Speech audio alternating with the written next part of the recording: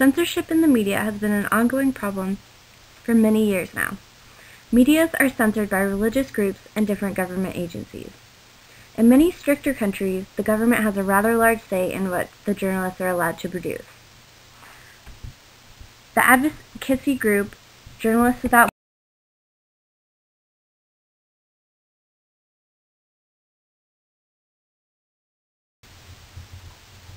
In regards to citizen journalists, there are really no restrictions on what they can and can't post.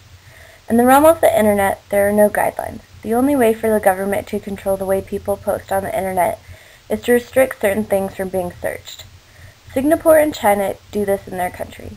The citizen journalists don't really have any way of showing their credibility, and it is becoming increasingly harder to decipher between what is real and what is not on the internet. With the intervention of the government, there will be a better way of making the news and information on the internet credible and relevant to the citizens of the country. In an article entitled Social and Heuristic Approaches to Credibility Evaluation Online from a Journal of Communications is a controlled study that took 20 college students and had them discuss whether each site that they viewed was credible. The study sought out to compare the advertisements and different visual effects and how the public perceives them. Some of the conclusions were that in this day and age, people can decipher credible site in a matter of seconds of seeing it. Using students of the technical generation makes a rather big statement, seeing that they are the ones that fully are immersed in the technology. The way that we view technology now is the way to escape and find credible news.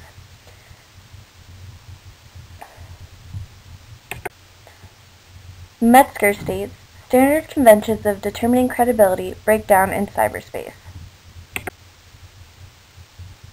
If we change the way that we look at the internet and the different sites that we look at every day, we can see a different outlook on how we consume media. We will not have a society where journalists are looked down upon as slaves of the government, preaching only what government wants the country to hear. Although there are many disadvantages to this new market of citizen journalism, there are also some advantages to having citizen journalists. Most of the time, citizen journalists are the ones that are first on the scene of something that will become breaking news. If they can capture videos and accounts of what had happened, they can work with the actual journalist to get the straight story and create a story that has a more relatable feel. When the public sees people that they know on the news, or videos that they possibly could have taken themselves, they are more likely to want to watch the news and respond to the news. Roger Graef is a filmmaker that is in favor of citizen journalism. He thinks that it is a good idea to be able to source and use footage from social networks and YouTube to supplement what he shoots himself. The way that the government in Singapore and China regulate their media intake is a little bit too overbearing, but there is a way to make this work and make the media credible. Singapore and China regulate what their people can search and specifically what their people can know about the outside world and what their people can know about their government. Journalists Without Borders is very passionate about keeping the government out of the business of the journalists. Although it is a smart idea for the journalists to shy away from the government and partisanship with politics and government, the journalists still need guidelines for the way that they run their business and the way that they influence the public. The journalistic industry should be able to produce pieces about the government regarding scandals and other things with the government in a nonpartisan way, merely presenting the facts. This nonpartisan reporting has been dying in the age of. With the government involved, they can provide protection for the journalists that they could not otherwise. Right now, journalists are protected, and what they say is protected, by shield laws. The shield law is a legislation designed to provide a news reporter with the right to refuse to testify as to information and/or sources of information obtained during news gathering. With this law, the journalists are able to report on what is true without any serious repercussions in the federal law system. In other countries, journalists do not have this luxury. They are completely controlled by the government on what they can and can't produce. Many journalists are jailed if they produce something that is against the government in any way. These shield laws, however, do not protect citizen journalists or bloggers in any way.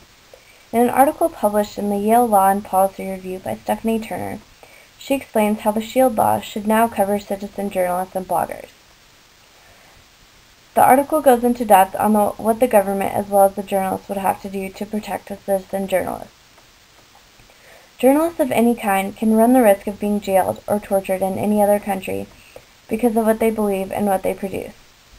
Many countries think journalists are a burden on the government and are getting in the way of how the government runs the country. Countries like Myanmar are looking to make this a thing of the past. The government in Myanmar has recently decided to change some of their policies on censoring the media. The government still has a stronghold on the media, Fuller shares, that the media still has to practice self-censorship on topics such as military affairs and ethnic conflicts. Fuller quotes, "The news media have been one of the most assertive sectors of Myanmar society since democratic reforms began last year. Journalists have held protests against government interference in their work. In this 5-month, senior journalists refused to participate in a government-sanctioned press council." Fuller, the journalists of Myanmar are becoming more assertive on their powers of press and trying to make sure their presence is known as truth-tellers. This is an example of overly active government.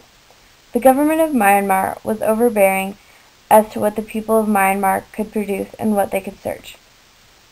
They are becoming freer with their press. However, the government still has a stronghold on their content. Fuller quotes, "We won't be as free as the Philippines press or the Thai press," Mr. Tai Lasal said, "but we will be much more liberal than Cambodia, Vietnam, or Singapore." The government should have some say in what the journalists can produce and what they can expose the country to. If journalists have free rein over what they produce, there may be some problems with corruption and partisanship with the different new corporations.